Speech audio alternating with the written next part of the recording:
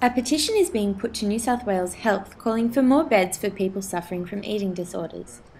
FedUp New South Wales held a vigil for sufferers recently, and organisers say that the current offering of 2 statewide beds is insufficient.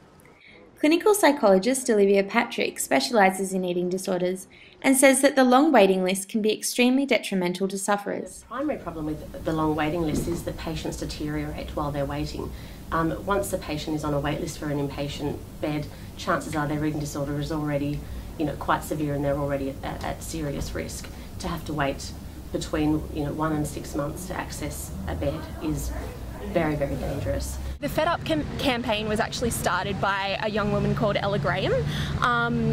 Ella has suffered from an eating disorder for over 10 years, and during that time basically has literally been fighting for her life with treatment.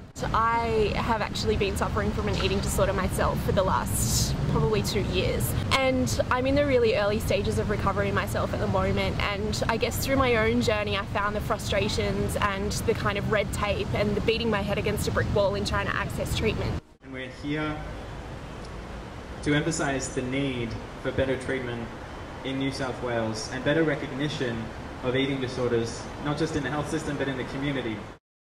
As of November, the number of Medicare rebated sessions with a clinical psychologist has been reduced from 16 to 10, and FedUp believe this is not enough. For the treatment of eating disorders, obviously it requires far more than 16 sessions per year, so even after Medicare rebates, patients are still going to be heavily out of pocket.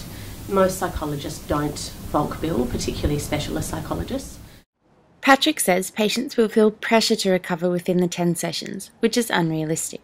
Eating disorders aren't a lifestyle choice. They are serious mental illnesses that have serious physical consequences. Nicola Cooper for Mind the Gap.